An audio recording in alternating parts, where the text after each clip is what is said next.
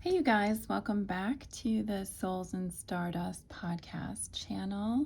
I'm going to be doing a reading today for air signs for the month of November, general wisdom, and then I'll do an extended reading that will go a little bit further. Thank you for joining us. I'm going to be using the Wisdom of the Oracle deck, one of my favorite decks, the Lightseer's Tarot. And then, of course, our very own Your Girlfriend's No-Bullshit Love Oracle.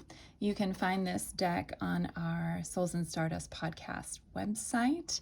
And we also have a new deck that's going to be coming out very soon, too.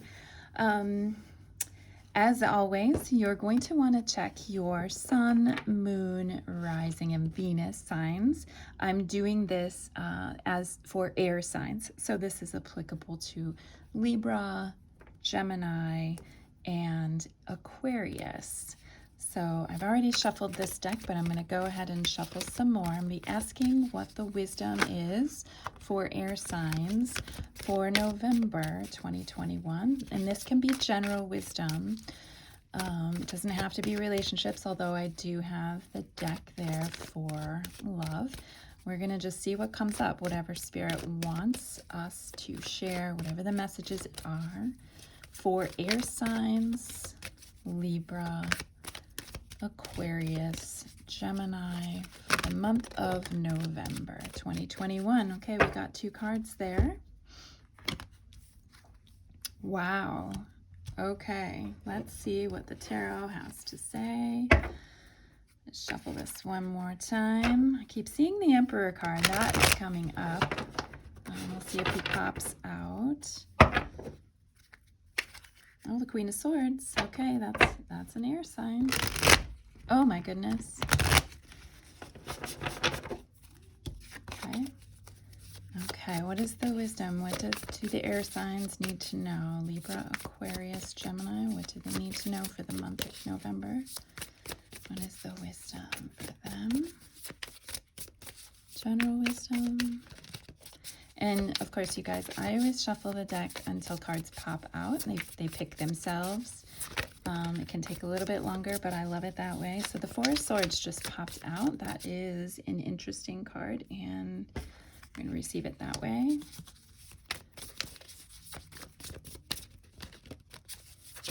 Oop, here we go. Page of Wands in reverse. Okay, some of you are getting some offers, but Page of Wands energy is young energy.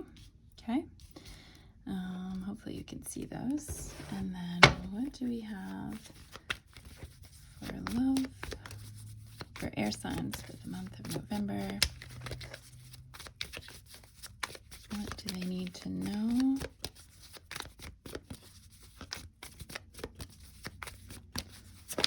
Air signs. Wow.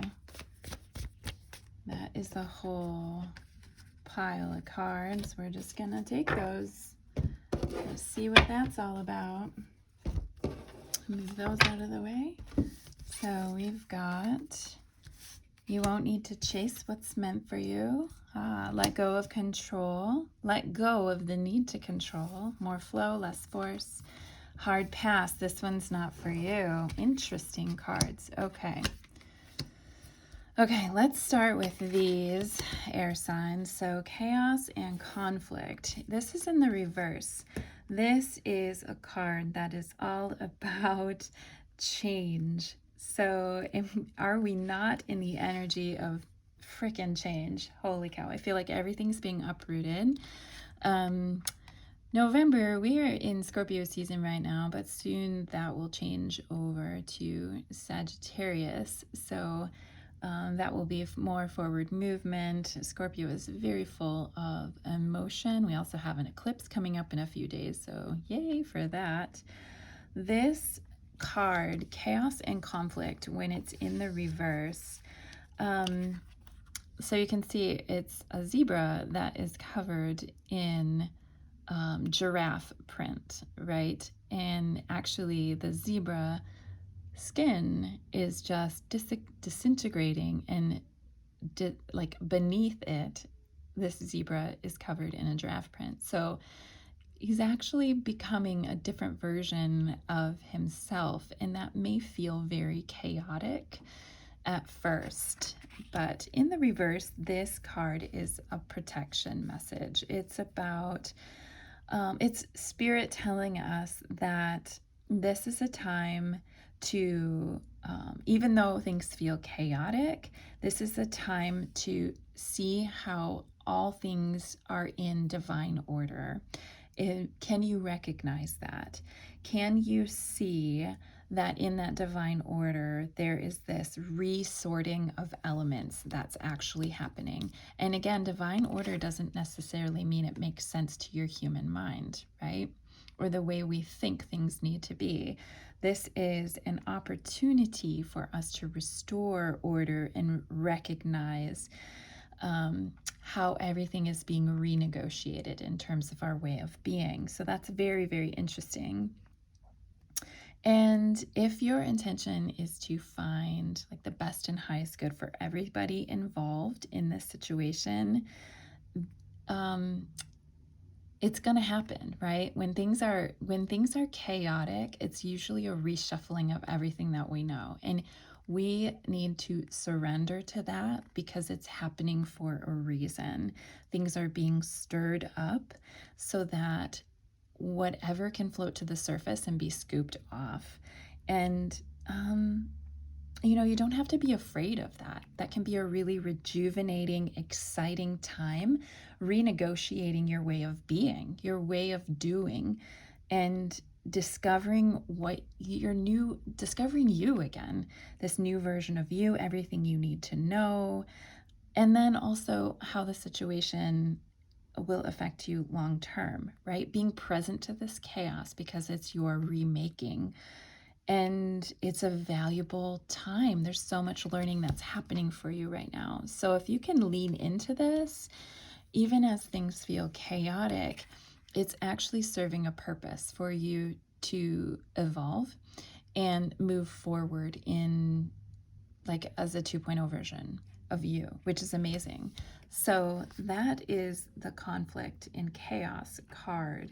This next card is milk and honey, and I definitely feel like these two cards are telling a beautiful story of if you can lean into this chaos, this remaking, this like resurfacing, this emotional excavation, this excavation of you, like entirely new version of you. If you can lean into that, you will not be disappointed. This is milk and honey. This little elephant, and you're going to want to look up the significance of elephant, is bathing in milk and honey with rainbows frickin' everywhere. Okay, so if that's not a positive card, I'm not sure what would be. This is prosperity. It's opportunities born of authenticity. Who are you becoming?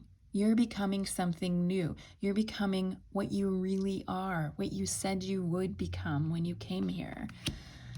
This is what happens when you walk forward in authenticity. And then, trusting that your needs will be met, trusting that it's all going to shake out the way you need it to, that change is actually a good thing, even though it's a little chaotic and scary. This is also nurturing abundance. It's a sweet time in life. Like, this is what you want to experience. Prosperity, feeling abundant in everything. That can be health, that can be wealth, it can be love.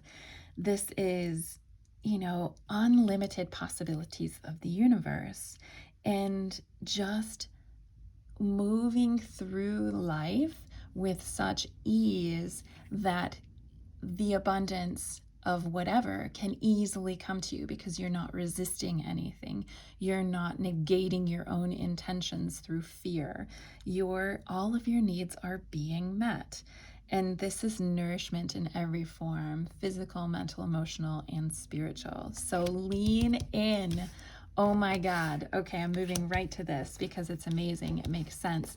Four of Swords is rest. It's respite. It's taking care of yourself. It's a long sleep after hard work. It's transmuting of your shadow, you guys. Conflict and chaos, the shadow that you're shedding. Oh my God, you're resting after that. Healing from burnout. You know how hard it is to not be yourself? Do you know how draining that is? Do you know how hard it is to stay in something that's not aligned with you? That's fucking hard stuff, man. And you get tired. This is the care that you take afterward, after you lean in, after you open yourself to the possibility that, wow, you could be held absolutely by the universe just because you've decided to walk forward as you. This is self-love, people. Self-love. Air signs, take a break and love yourself. Rest. Pour love into your heart, into everything you are. Sense of renewal. This is you taking time to slow down and heal after such big transformation so that you can allow this stuff in. You know, when you're not addressing what needs to be addressed, you get tired. And it's really hard for anything amazing to come to us because our energy is all fucked up, all chaotic, right? It's time to rest, air signs. Time to nourish yourself. Time to lather, languish in that self-love. Okay, who's this Page of Wands energy? We gotta see who this is, what's going on with this. I tend to see Page of Wands energy as, well, they're messengers, right? It could be a specific person in your life. That would be like a fire sign, and it could be an offer of some sort. But in the reverse, this is dissipated energy. Oh, hey, that happens when you're fucking tired, right? It happens when you're tired and you're not resting. So this is a need to direct your energy, a need to invest it wisely. This is feeling tired, right? Feeling eager to start something new, but having obstacles left and right. Well, what could that be? That could be a number of things if you're not actually being your authentic self. This is also rebellion and hot-headedness. So when we're tired, we lose our patience. When we're tired, we are more impulsive, and we don't think clearly. This is also limiting beliefs. How are you selling yourself short in that conflict and chaos, especially if you're not being authentic, if you're not showing your true colors, if you feel like you aren't worthy of milk and honey, of all the abundance, all the nourishment, all the self-love? What? Limiting beliefs right here. Yeah. So this is about you guys, air signs, understanding that you are worthy of so much, that you don't have to please others all the time, that you can be grounded in who you are authentically, and you can take time to heal within that version of you. And you don't have to convince yourself otherwise of some story that society says you need to adhere to. That's BS if you ask me. Okay. So in terms of love, relationships, but this could be any kind of partnership or opportunity. Hard pass. This one's not for you. Okay. So that is speaking to some opportunity that's come up. Also, okay, this whole reading is about being your authentic self. And if you lean in and allow that transformation to occur, and you rest and heal from that journey, you will experience amazing stuff. You also won't need to chase what's not meant for you, okay? That would be limiting beliefs. That would be us going after something because we think it brings us security, or it's feeding one of our deep wounds around not being enough, or abandonment, or whatever. People pleasing, right? You don't need to chase what's not meant for you. And then, of course, let go of the need to control. More flow, less force. This is all about flow, surrendering to your process, resting, allowing things to unfold, taking care of yourself. No more limiting beliefs, no more impulsiveness, no more impatience. Rest so you can experience this stuff. Okay? Wow. I hope this is helpful for you, air signs. Please give us a like. Let us know in the comments how this resonates for you for November, or whenever you happen upon this. These are timeless, essentially. Pass it along to anyone you think that would benefit from this. I'm going to actually take this a little bit deeper in our extended readings, which are available in the Souls and Stardust podcast, The Collective, which is a membership area that we have designed to offer a lot of amazing stuff for people who want to go deeper into their own growth and have a lot of support doing that. So I will see you over there if you want to join me. Just go to the Souls and Stardust podcast website and you'll see a tab for the collective.